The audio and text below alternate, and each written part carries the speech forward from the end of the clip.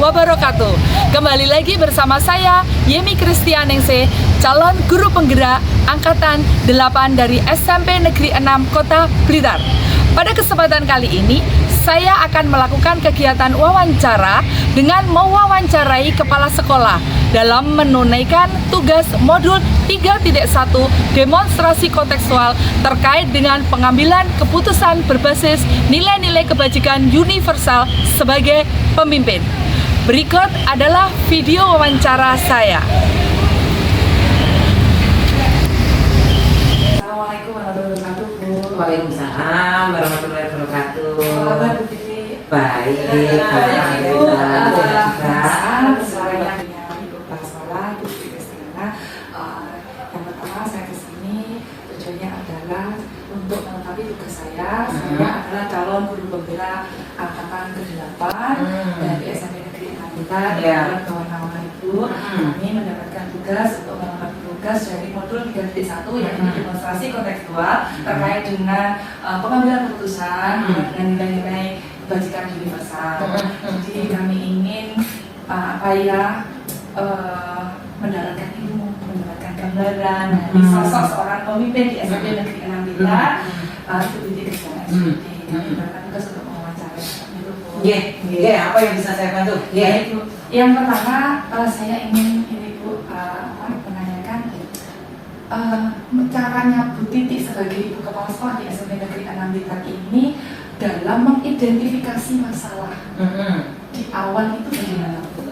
Mengidentifikasi masalahnya Bu. Gini ya Bu Yemi, menjadi seorang pemimpin itu tidak bisa hanya sebagai seorang figur yang secara, tapi pemimpin yang bisa mengayomi, yang bisa melihat, yang bisa mendengar. Jadi seorang pemimpin itu tidak boleh hanya mendengar saja, tapi harus bisa melihat, dan baru harus ada actionnya atau kegiatan aksinya. Jadi di dalam kita mengidentifikasi masalah di lapangan atau permasalahan yang ada entah di intern atau yang ada di eksternal, kita ini harus bisa memilah ini permasalahan yang urgent atau tidak, yang betul langsung penanganan oleh seorang pemimpin ataukah cukup bisa pendelegasian.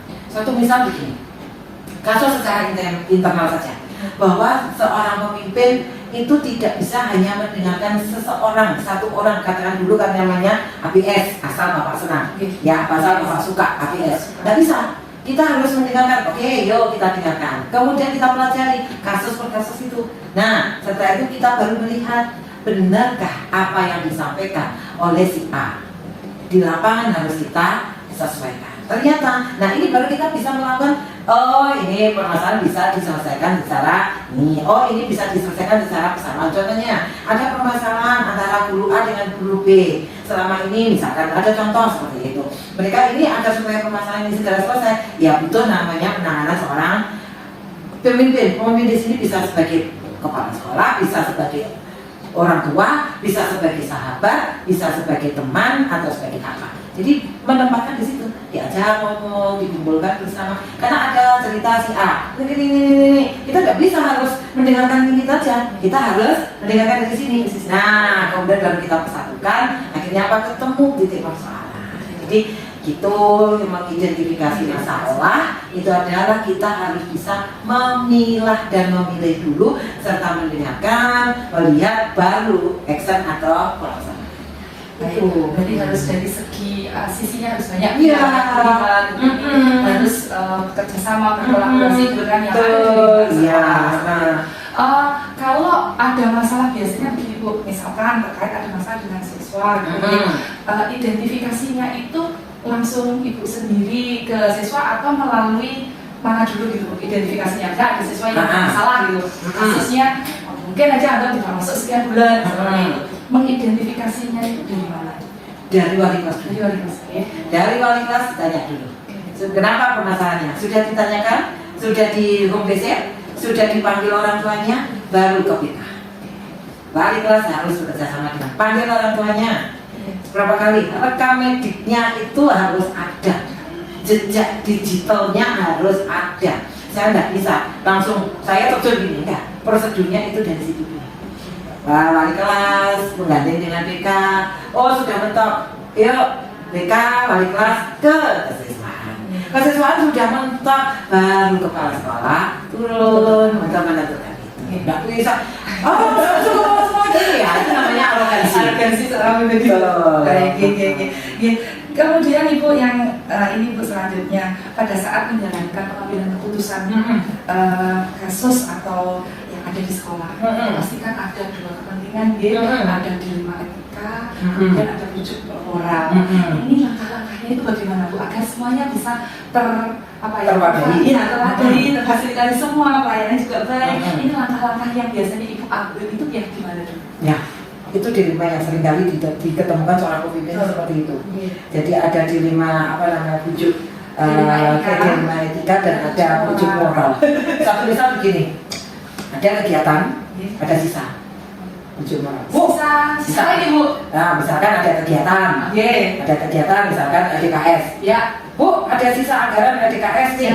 Nah, Bu ada anggaran, Bu ada sisa. Ayo Bu, tingginya Bu, tinggi apa setingginya tinggi rekreasi. Nah, tinggi rekreasi. Kita harus melihat dulu. Itu anggaran yang dipakai dari mana? Kalau anggaran itu yang dipakai dari sekolah, itu tidak bisa kita melakukan hal seperti itu. Walaupun tujuan dari bawah itu asik, kita butuh yang namanya healing dan sebagainya. Pertanggungjawabannya bagaimana? Kita harus kembali mempertanggungjawabkan.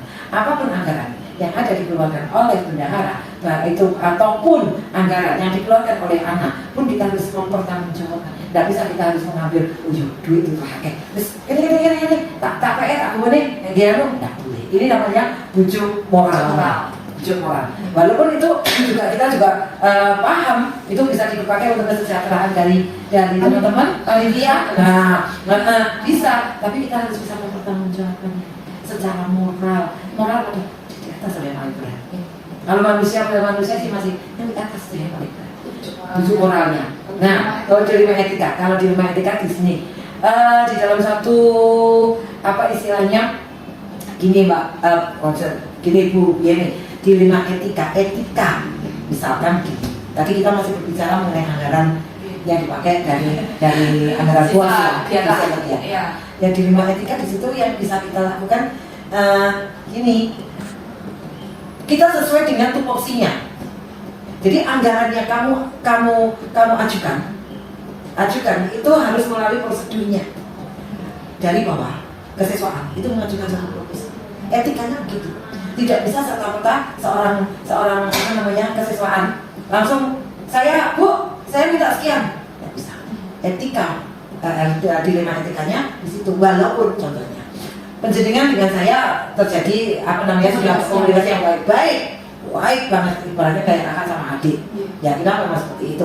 Tapi penjenengan harus tahu di bawah itu bagaimana. Buat proposal dulu. Kemudian diajukan ke bendahara bertanya ke kepala sekolah. Oh, kepala sekolah akan meneliti. Oh, ini bisa dilakukan. Oh, tidak. Ya. Itu dilema etika. Aduh, apalagi kalau misalkan yang kita takutkan kalau misalkan ada guru itu adalah mungkin menantunya atau anaknya. Nah, iki anakku, harus tak tolak iki piye, kudu tak laksanakan iki. Ini juga. Nah, ini namanya dilema. Tapi insya Allah dan alhamdulillah selama saya menjadi seorang pemimpin di SMP 2 tahun ini, alhamdulillah saya bisa menempatkan posisi saya dan saya akan menempatkan orang-orang yang ada di sekitar saya itu the right man on the right job, the right man on the right place. Menempatkan orang sesuai dengan tugasnya, menempatkan orang pada posisinya pekerjaannya. Itu langkah-langkah yang luar biasa. Berarti dalam artian sudah menerapkan prinsip-prinsip yang selalu mematuhi peraturan, karena pada saat pembuatan proposal harus peraturannya ada hasil akhirnya, prinsip menggunakan hasil akhir. Hasil akhirnya kegiatannya berjalan dengan luar biasa. Bu, ini lagi Bu, biasanya pada saat mengambil keputusan itu, yang menurut Ibu yang sangat efektif gitu, ada nggak ada sebuah kasus nih pada saat Bu harus mengambil keputusan, itu yang efektif itu dan dilema etikanya terhadap bujuk moralnya kita juga bisa mengatasinya, itu kira-kira apa Bu? Saya itu selalu menerapkan demokrasi. Ya, Jadi saya bukan seorang, walaupun saya seorang leader, tapi bukan, memang decision maker-nya memang tetap seorang pimpinan. Tapi saya di sini tidak top down, tapi saya bottom up. Jadi kami akan merangkul semua, staf-staf, wakil dan sebagainya, saya ada diskusi. Ada permasalahan seperti ini, ada usulan seperti apa-apa. Kalau ternyata kita punya sama persepsinya, satu mengerucut, itulah yang akan kita ambil. Jadi saya tidak pernah di sini menggunakan top down seperti itu. Aku ini pimpinan, kamu harus manut, nggak bisa. Saya selalu mengedepankan namanya komunikasi satu dengan yang lainnya, duduk bersama, ini agenda kegiatan ini. Kita nggak punya duit, dia caranya. Penggalangan dana bu, oke. Nah, masukan-masukan ini kita pikirkan benar-benar ya, plus minusnya kita pikirkan, dampaknya seperti apa, baru kita lakukan eksekusi. Menggunakan kisah demokrasi, musyawarah, berbagai pihak, sama dengan ini pembelajaran berdiferensi. Kan masih orang-orang kan memiliki pendapat yang berbeda-beda, tapi kita bisa walaupun endingnya sama, tapi prosesnya kalau pengambilan keputusan yang kita lakukan itu sama ini selalu menggunakan demokrasi, musyawarah bersama. Iya.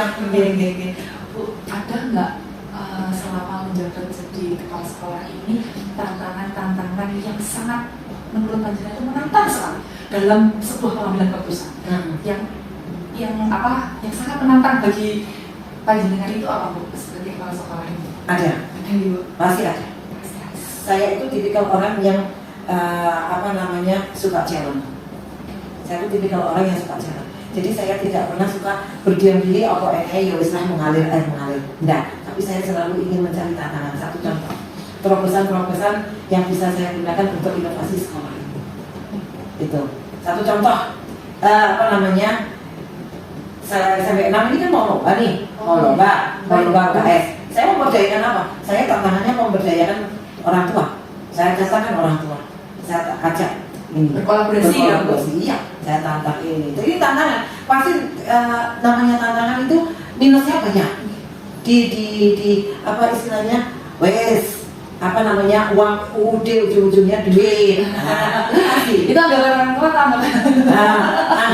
Anggapan banyak orang yang lain. Tapi itu justru tantangan bagi saya. Ternyata alhamdulillah dengan saya duduk bersama dengan Pak Guyupan, ini tadi sudah bisa mengenalkan bahwa Pak Guyupan yang ada di SMP 6 itu bahkan bisa sampai nanti mereka akan membackup semua kegiatan yang ada di SMP 6. Satu contoh, besok lomba itu mereka dengan sangat semangat akan menunjukkan eksistensinya. Ini loh Pak Guyupan SMP Negeri 6 itu nanti di depan orang-orang di luar sana. Jadi intinya pada saat mendapatkan tantangan itu langsung terbesit sebuah inovasi. Harus bekerjasama dengan orang tua, Pak Guyupan, komite dan semuanya harus terlibat. Iya. Biasa. Bu, kemudian ini Bu, pada saat pengambilan keputusan itu biasanya Ibu langsung ini begini nih, atau Bu langsung membuat jadwal atau bagaimana? Saya hanya membuat ide dulu. Ide saya ini, Bu, ini saya punya gini, saya sampaikan. Akhirnya dari situ dari Pak Guyupan ataukah dari teman-teman itu, karena saya punya ide seperti ini, mereka akan oke Bu, kita buat seperti ini, kita jadwal, kita program, tidak bisa namanya inovasi. Nah, ujung-ujung Pak Betuntut itu tidak boleh, tidak bisa. Kita harus program seperti itu. Bahkan ini tadi pun juga terprogram. Ini begini terjadwal. Kita susun kepanitiaannya dulu, kepengurusannya dulu. Dari kelas 7, 8, 9 itu tadi sudah tersusun kepengurusannya. Ketuanya siapa? Ketuanya Pak Musa, kemudian bendaranya Mama Satria, sekretarisnya ini. Nah, mereka tuh langsung membuat grup seperti itu. Ini ide kecil yang hanya saya lemparkan, terus tidak ada. Ternyata mereka gayung bersambut. Berarti semuanya balance Ya. dari ide, kita langsung membuat jadwal sehingga terjadwal dan muncullah hasil akhirnya adalah terprogram seperti itu. Kalau memang banyak masalah yang seperti itu pastinya akan berjalan Oh enak, itu. Bahkan tadi yang saya pendanaan terkait dengan apapun mereka siap.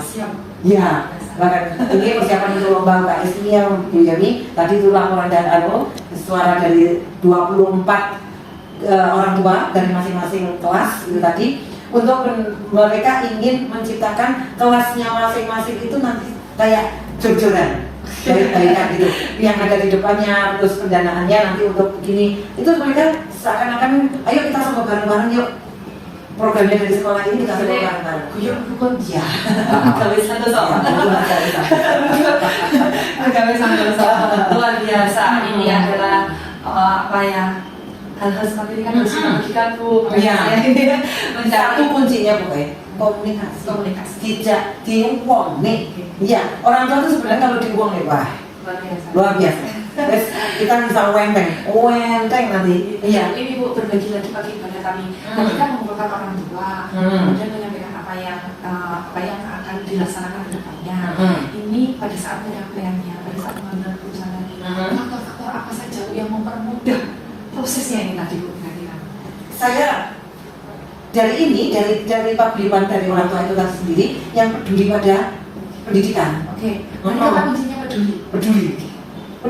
Jadi tadi itu saya gini langsung, baik saya sebagai ketuanya aja langsung begitu. Nah, ketua, saya sekretarisnya, saya bendahara langsung begitu. Kemudian langsung mereka terkait dengan kita buat grup, kita beli kaos untuk ini, untuk apa namanya pengadaan ini, dan saya hanya diam saja, hanya saya melemparkan bola. Sarana. Iya, hanya melemparkan bola, tung gitu aja. Bola ini saya lempar. Ternyata mereka langsung menangkap. Jarinya malah luas. Jarinya luas biasa. Saya tadi dengan teman-teman yang rapat itu tadi luar biasa. Gitu. Jadi mereka itu langsung melebarkan jarinya, tapi bisa menggandeng dengan apa yang di luar. Silakan, monggo. Bisa kerjasama dengan di luar, monggo. Nah, jadi ada dari tadi wali murid itu yang ingin apa istilahnya menjaring dari istilah kayak vendor. Nah, dia akan akhirnya mencari keluar bahwa masuk ke sini. Yang penting pokoknya program dari sekolah itu bisa terlaksana. Karena kan juga untuk kebutuhan siswa. Nah, Ibu begitu luar biasanya, begitu hebatnya, begitu banyak manfaatnya, begitu banyak sekali pengalaman yang dibagikan kepada kami. Pembelajaran bagi kami. Pembelajaran. Pengalaman ini sangat apa yang luar biasa. Jadi kami ini yang muda-muda agar bisa belajar, selalu belajar dari hal-hal yang baik. Seperti itu. Bisa saya ambil kesimpulan pengambilan keputusan itu harus kita selalu satu berkomunikasi. Ya. Kemudian yang diterapkan titik selalu mengedepankan demokrasi, cara bermusyawarah dengan berbagai pihak. Kemudian yang ketiga selalu berkolaborasi dengan siapapun, dengan pihak dari luar, maksudnya pihak dari luar itu adalah orang tua dan lain sebagainya. Juga dari dinas pendidikan, pokoknya semuanya harus berkolaborasi. Yang ketiga ini yang paling penting, peduli. Sangat masuk ke kami bahwa dimana kalau kita peduli pada anak, kita semua akan berjalan dengan baik. Itu Bu ya. Peduli. Kemudian kita sebagai apa ya yang ada di sekolah, pendidikan kita bisa memfasilitasi, memberikan sarana bagi anak-anak, juga bagi paguyuban dan lain sebagainya. Kira-kira apakah seperti itu ya manfaatnya bagi kami? Apakah ada tambahan lagi manfaatnya bagi kami? Untuk penjenengan, penjenengan ini nanti calon-calon seorang pemimpin ya. Di mana CKP yang sudah dibentuk oleh Kemendikbudristek lewat program guru penggerak ini, harapannya adalah para calon CKP ini yang nantinya menjadi agen-agen perubahan, khususnya dalam hal ini agen perubahan di dalam bagaimana mendidik anak-anak ini sesuai dengan kebutuhan mereka. Ibaratkan kita ini sebagai seorang pendidik itu adalah pelayan anak, bukan anak yang melayani kita, tapi kita yang melayani anak. Dan kita bisa hadir sepenuhnya, bisa hadir sepenuh hati itu di dalam hatinya anak. Nah, dengan kita dirindukan oleh anak ke dalam kelas, itu adalah suatu bentuk step awal menjadi seorang pemimpin. Menjadi seorang pemimpin selalu dirindukan oleh anak buah. Ya, selalu dirindukan oleh anak buah. Nah, kalau saya ini dirindukan oleh dia. Tentunya dirindukan karena seperti konsep dari Kiai Haji Mantoro, yaitu ing asusun tulodo, ing madya mangun karso, tuturi handayani. Menjadi seorang pemimpin, di depan dia menjadikan teladan, di tengah dia memotivasi, di belakang dia tuh mendorong. Jadi bagaimana kita bisa menjadikan teladan bagi anak didik kita? Bagaimana kita bisa memotivasi teman-teman, memotivasi anak didik supaya itu tetap sukses? Bagaimana kita mendorong supaya anak-anak itu mau maju? Jadi sama dengan CKP, tergerak, bergerak, menggerakkan. Baik Ibu, terima kasih Bu Titi. Hari ini pengalaman yang luar biasa bagi kami. Saya berharap panjenengan tetap menjadi teladan kami, Amin. menjadi pimpinan kami yang Amin. sesuai dengan apa yang kami butuhkan, sesuai Amin. yang apa Insya yang Allah. dibutuhkan anak-anak. Ya. Seperti itu. Semoga apa ya istilahnya bincang-bincang atau wawancara atau berbagi pengalaman, sharing pengalaman kepada kami yang calon guru penggerak ini bisa kami terapkan dengan sangat Ya. baik seperti itu. Insya Allah. Ibu, terima kasih atas waktunya, Ye, terima kasih atas apa ya bimbingannya, Ya. terima kasih atas apa namanya ya gambarannya, semoga bermanfaat bagi kami. Amin, amin, amin. Ibu, semoga selalu sehat. Amin. Dan terima kasih. Wassalamualaikum warahmatullahi wabarakatuh. Waalaikumsalam warahmatullahi wabarakatuh. Selamat siang Pak Mur. Mohon maaf saya mengganggu aktivitas panjenengan. Terima kasih Pak Mur sudah menyediakan waktu buat saya dan tempat. Ini Pak Mur, saya Yeni Kristianingsih, calon guru penggerak angkatan 8 dari SMP Negeri 6 Kota Blitar. Ada tugas yang harus kami penuhi, yaitu modul 3.1 demokrasi kontekstual terkait dengan pengambilan keputusan berdasarkan nilai-nilai pendidikan universal. Saya harus mengerjakan tugas ini mewawancarai 2 pimpinan atau 2 kepala sekolah yang ada di lingkungan kami. Kami memilih Pak Murdianto untuk bisa memberikan atau memberikan gambaran atau apa ya memberikan gambaran ke depan pembelajaran bagi kami untuk menjadi pemimpin itu bagaimana. Itu Pak tujuan saya ke sini. Kemudian yang kedua, saya menyampaikan banyak terima kasih atas waktu, tempat, kemudian mungkin suguhan dan lain sebagainya berada di SMP Negeri 7 ini. Kemudian selanjutnya saya menyampaikan semoga Pak Mul selalu sehat, selalu bahagia di masa-masa tugas yang terakhir ini Pak Mul. Kelihatannya kurang beberapa bulan lagi. Sebagai pegawai negeri, tetapi sebagai bangsa dan anak bangsa tidak pernah berakhir. Tidak pernah berakhir. Inilah yang harus kita lakukan, Pak. Baik, ini kan tinggal detik-detik terakhir. Jadi kita harus banyak mencari apa ya pengalaman dari sosok Bapak Murdianto, kepala SMP 7 yang luar biasa. Gimana panjenengan sebagai teladan kami, Pak? Terima kasih kepada itu tapi tidak semua orang merasakan seperti itu. Itu luar biasa. Saya sangat wow sekali. Seperti itu, Pak. Baik, ini Pak, yang pertama saya ingin menanyakan ini Pak, bagaimana selama ini Bapak selaku pimpinan dalam mengidentifikasi masalah-masalah atau kasus-kasus yang ada di sekolah ini, ada yang ada di SMP 7 khususnya, itu bagaimana? Itu pertanyaan menggelitik sekaligus juga tugas yang tidak ringan. Kata kuncinya hanya satu, adalah peduli. Kalau tidak peduli, maka tidak akan ada masalah. Berarti intinya peduli. Peduli dengan apapun yang ada di lingkungan terutama sekolah itu. Misalnya ada anak terlambat, dibiarkan, ya berarti tidak ada masalah kan? Maka harus peduli. Yang kedua, masalah itu jangan sampai datang, tapi kita ciptakan masalah itu. Nah, menciptakan masalah, kalau tidak menciptakan masalah, ya kita akan berjalan menunggu kematian. Jadi bekerja itu hanya menunggu jam 7 nanti pulang jam 2. Tidak pernah menuju pada hari ini saya harus mengerjakan apa. Target saya hari ini apa. Jadi intinya kalau kita tidak menciptakan masalah berarti seperti jalan tanpa jalan tol. Ya sudah mati. Mati gitu ya. ya. Jadi justru kita menciptakan diri kita sebagai budak karena kita hanya sebagai pekerja. Tapi kalau kita mau sebagai raja, kita harus menciptakan masalah. Nah sekarang pilihan hidup itu apakah mau jadi pimpinan, jadi raja, atau jadi budak. Ketika seorang kepala sekolah tidak pernah mengidentifikasi, itu berarti duduk pada zona nyaman, menunggu pensiun dan menunggu kematian, dan anak-anak menjadi terabaikan. Itu salah satu dua kata yang saya pegang selama ini. Nah implementasinya atau penerapannya setelah mengetahui itu baru juga mengidentifikasi menurut teman-teman. Bukan bawahan ya, guru dan teman. Rekan kerja tenaga kerja juga mungkin sebatas kita menciptakan masalah terbatas pada kemampuan kita. Kita hanya mampu 10. Kita tidak boleh arogan bahwa 10 ini sudah tapi ayo saudara teman-teman ada masalah apa? Kita reduksi bersama-sama dan kita pecahkan step by step. Mana yang ambek paromarto? Artinya ambek paromarto adalah mendahulukan yang paling penting. Sebentar Pak, ambek paromarto. Ambak Paro Paro Moarto, ini bahasa Jawa. Moarto. Artinya Pak? Mendahulukan yang paling penting. Mendahulukan Yang paling penting. yang paling penting. Ini Ya. adalah bahasa Jawa ya Pak? Bahasa Jawa.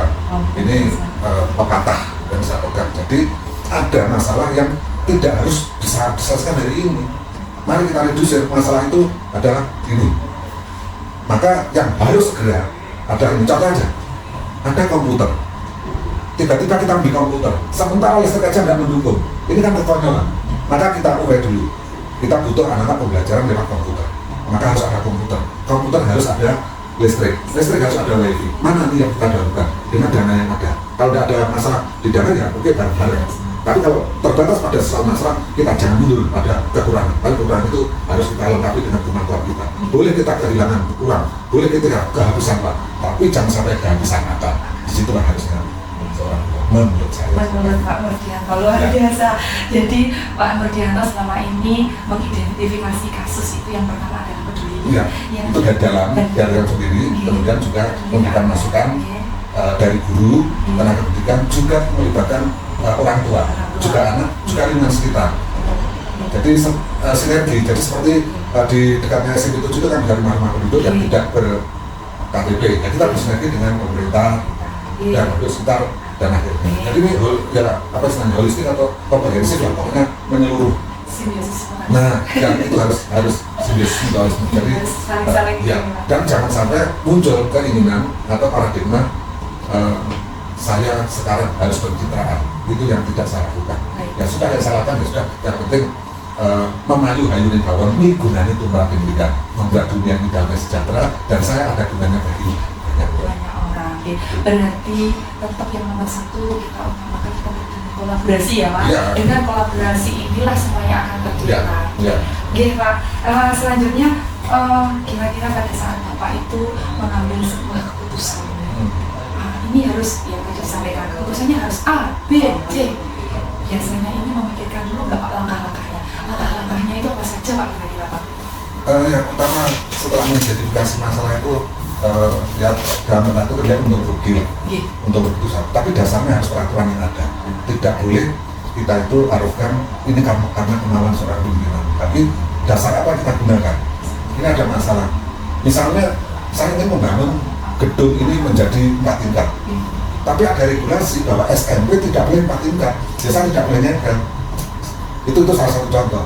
Jadi harus kita lihat regulasinya yang membuat kita itu berani mengambil ketentuan dan keputusan. Ambil ini karena memang dasarnya adalah ada peraturan yang ada. Berarti mengambil keputusan menerapkan ada 3 prinsip. Ya. Jadi ada dengan peraturan pasti Ya, harus ya. menggunakan peraturan, kemudian ada hasil akhirnya. Ya, ya, dan sebagainya. ya. Seperti itu prosedurnya. Jadi, menurut panjenengan apakah ada hal-hal yang sangat efektif sekali dalam pengambilan keputusan itu? Dikatakan efektif itu Efektif pada saat mengambil keputusan itu dengan dilema etika misalkan. Kita kan ada dilema etika, ada rujukan moral ya Pak. Rujukan moral itu termasuk yang tadi Bapak yang panjenengan sebutkan yang mencari apa? Muka oh ya, pencitraan, itu kan rujukan moral. Kalau dilema etika berarti kita harus ini tadi yang di sebelah ada orang yang tidak mempunyai KTP, kita harus bisa bersinergi. Ya, itu kan dilema etika ya, Pak. ya. Pada saat pengambilan keputusan itu yang dianggap sangat efektif gitu biasanya gimana? efektif itu kita harus merujuk pada latar belakang. Ketika seseorang menjadi pimpinan, manajemen kerjasama apa itu paling harus tahu. Kalau dengan masuk di sebuah lembaga menjadi pimpinan, tolong dipegang bahwa 25% anggota itu sangat setuju dan mendukung. Oke, setuju. 25% benar atau salah, right or wrong, pasti tidak didukung. Pasti tidak setuju ini. Pasti tidak setuju. Ini Pasti tidak standar. setuju. Ya. Oke. Yang 50% itu rubuh-rubuh gedang. Melu-melu. Ya. Itu yang 50%. Ya. Berarti di sini intinya lebih banyak yang melu-melu ya Pak? Iya. Nah di situ efektif dan tidaknya. Pegang aja satu peraturan, yang kedua kita urai keuntungan dan kerugian. Dan sebaik-baiknya keputusan 25% tidak menyenangkan. Kalau kita ingin menyenangkan semua orang, Tidak bisa. tidak bisa. Dan kita harus arif, tidak like or dislike dalam mengambil keputusan, tapi ini realita. Realita misalnya sepele aja, musola terletak di pojokan. Saya tidak setuju ketika Bapak sebutkan, saya meletakkan di tengah. Kenapa? Di tengah menjadi fokus. Yang kedua, musola itu harus lebih tinggi lantainya dari lantai kelas. Nah itu karena apa? Etikanya, rujukannya ada. Namun untuk berbakti pada Tuhan lebih rendah kedudukannya daripada ya, padahal ini kejadian ada. Buat kita lihat, apakah lantai musola itu ada yang di bawah lantainya? Tidak pasti. Gitu ya? Di sini ada, dan ini sudah saya protes. Oh, nah itu berarti kan. Dan saya berani adu argumentasi atau bukan adu lah. Kita mencari teman, dan mereka menyadari. Nah, ini bukan menyalahkan yang dulu, tapi ke depan, ayo kita ke sana. Luar biasa ya Pak. Jadi kita harus menyeimbangkan dilema etika, rujukan moral terkait dengan 25% yang tidak Ya, setuju, 25% setuju, yang lebih banyak yang 50% yang elong-elong Pak, atau yang apa Pak tadi bahasanya? Rubuh-rubuh gedang. Rubuh-rubuh gedang. Ini bahasa Jawa lagi. Nah. Rubuh-rubuh gedang. Elok-elok bawah. Ya, elok pokok bang. Jadi 50% itu juga kalau saya 25% yang mendukung ini harus saya pegang erat-erat, yang 25% agak saya lepas. Yang saya pegang sekolah ada 50%. Karena kalau dia dipegang oleh 20% tidak setuju, maka 75 akan menentang saya. Maka kalau 50% bisa masuk ke dukungan pada pimpinan, maka 75%. Apalah artinya? 25%. Dalam arti berikan saya status orang. Akan saya butuhkan sebenarnya. Tapi berikan sepemuda, saya cara dunia. Itu benar. Organ aja itu. Jangan bermimpi akan didukung. Bukan menjadi kepala sekolah favorit. Tidak usah mencari itu, tapi mengayu-ayunya kawan ibu dan itu berapa tidak itu aja. Yang penting yang peduli itu selesai juga. Bermanfaat untuk orang banyak. Yang penting itu tidak untuk mencari ambisi. Iya, tidak pencitraan. Oke. Baik, Bapak, Bapak Murdianto ini sudah menjadi pimpinan selama 9 tahun nih Pak, dari SMP 4, kemudian di SMP 7. Nah, ini adakah pengalaman yang ini atau yang paling dekat atau yang paling terakhir ini aja? Tantangan pada saat mengambil keputusan yang paling menantang untuk Pak Murdianto itu yang apa Pak? Paling menantang itu justru proses. Prosesnya. Iya. Proses Kalau untuk pengambilan, saya kan punya kekuasaan otoriter. Makanya ketika 25% itu saya hitung, ya sudah. Karena contoh begini, real, ada anak nakal. Ketika ada yang mengusulkan dinaikkan dan ada yang tidak menaikkan, saya mengambil keputusan anak itu naik, saya pasti tidak akan bocah kayak menurut dimulai. Tapi ketika itu saya justifikasi jangan dinaikkan, pasti ada bahasa para sekolah kejam. Di titik ini apa yang kita lakukan? Nah, kembali, ayo kita semua itu berbicara. Anak ini kalau naik harus diapakan, kalau tidak naik harus dilayani seperti apa? Kalau semuanya sudah siap, oke. Baru ya kita satu kata, satu bahasa, satu anak untuk menangani satu anak. Karena satu anak itu bagi saya, tentu saja darah dan nyawa Indonesia. Ini anak bangsa. Jadi tidak boleh karena lain objek lain. Gitu. Makanya bisa tidak ada tantangan ketika kita itu 75% itu kita mengubah. Sehingga itu kita layani bersama, kita tangani bersama. Berarti kembali lagi pada saat contoh kasus itu tadi tidak memutuskan anak ini naik dan tidak naik. Pada saat memutuskan naik, berarti kita harus menyediakan anak ini harus gimana kan? Iya, follow-up-nya ada. Pada saat dia diputuskan tidak naik, bagaimana pelayanan Bapak Ibu Guru? Bisakah memberikan kebutuhan secara Ya. maksimal yang dibutuhkan Ya. oleh satu siswa? Iya, iya. Berarti ini sesuai dengan pembelajaran Ki Kantor bahwa kita harus melayani sebuah keputusan kebutuhan Ya. siswa. Ya, itu. Kan seperti itu Pak ya? Betul. Makanya ke arah sana. Saya tarik sedikit. Ya mungkin ini makna aja atau kesana pada para pemuda. Kenapa saya pegang kata peduli? Anak sini kalau tidak ada bagian, tidak ada orang tuanya. Kemana anak? Kalau ada jawaban kita selesai. Kalau tidak ada kemana? Dicari. Silakan tanya. Jadi dicari anaknya kemana? Mungkin anak itu perlu bantuan banyak hal dan itu terjadi. Siapa tahu banyak Anak bocor. itu ada. Kemudian ada lagi anak yang ternyata dirampok di dekatnya. Kita kita kan tidak tahu Pak di jalan Tidak boleh, bagaimana. ya tiba-tiba menjadi anak itu alfa menjadi catatan. Itu yang pertama. Yang kedua, saya menyetir pengertian kita dalam hal memutuskan. Tuhan itu kan maha pengatur. Turun kepada presiden punya hak prerogatif, gerasi, amnesti, absolusi, dan rehabilitasi. Saya berusaha sebagai kepala sekolah juga meniru itu. Katakanlah dalam menaikkan kelas, ini mungkin agak menyebabkan. Ada aturan 10% alfa tidak bisa naik. Kalau itu dilakukan pada semester 1, maka 2% Anda tidak mungkin bisa naik. Apa yang saya lakukan? Saya berikan pengakuan beda sesuai dengan agama dan keyakinan. Kalau kamu mau melakukan sholat di sekolah 2 kali, selama 1 hari, maka alfamu saya kurang 1. Sehingga ketika terjadi di semester 1, dia masih punya harapan di semester 2 bisa naik. Kalau misalnya dia Kristen Katolik, ya silakan harus ke gereja dengan menunjukkan buktinya. Ini bentuk pelayanan pada mereka, peduli bahwa sesuatu yang salah itu tidak boleh menjadi kata akhir. Kanjeng Sunan Kalijogo dulu seperti apa? Itu salah satu Pak, makanya anaknya bisa, Pak, saya minta pengampunan. Oke, silakan. Namanya adalah pengampunan apa tadi Pak? Ya, pengampunan apa? Pengampunan apa? Ya, itu. Kalimat yang keren. Pengampunan apa? Saya akan jelaskan. Pengampunan apa? Ini menjadi. Jadi setiap orang itu ada peluang menjadi baik gitu loh.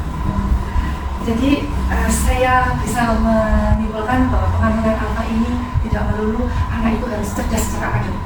Saya punya pedoman begini, saya tidak menuntut anak bisa menjawab soal, tapi saya giring anak-anak saya, layani anak saya kami bisa menjawab persoalan hidup.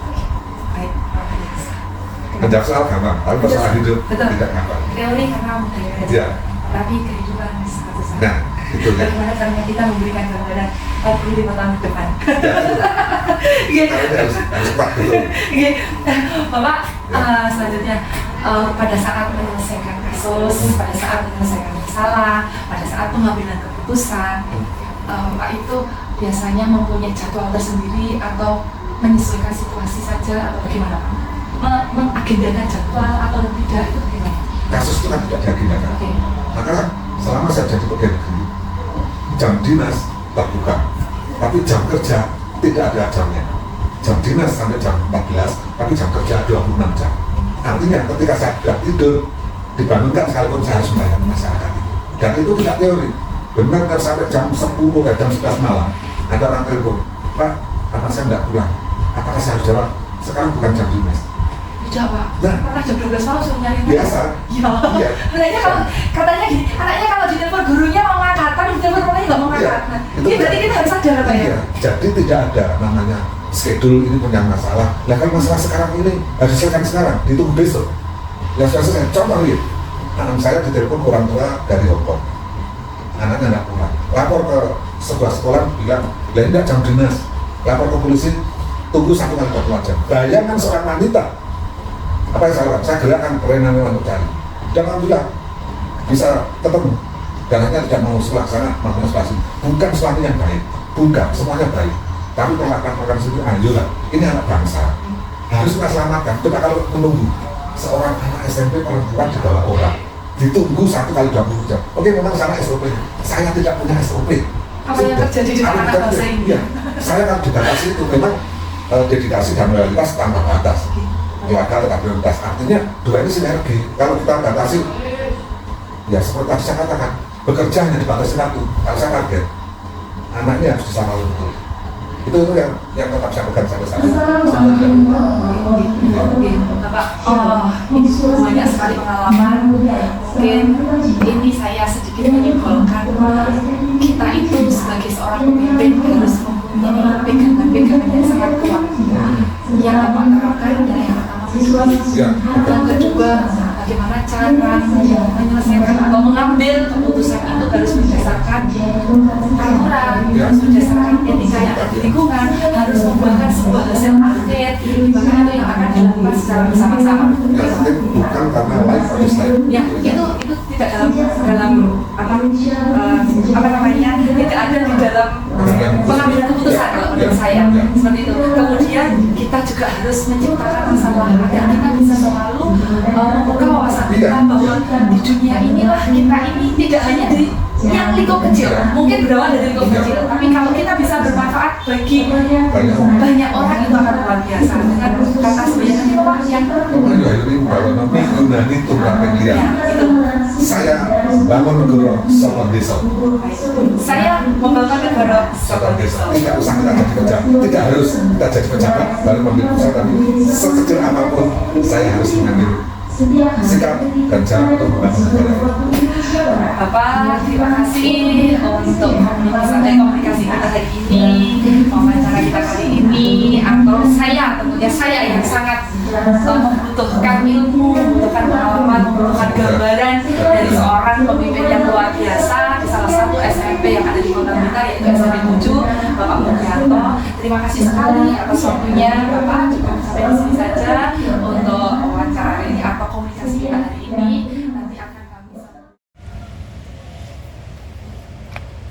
Demikianlah video wawancara saya. Semoga bermanfaat bagi kita semua. Wassalamualaikum warahmatullahi wabarakatuh. Salam guru penggerak, tergerak, bergerak, menggerakkan.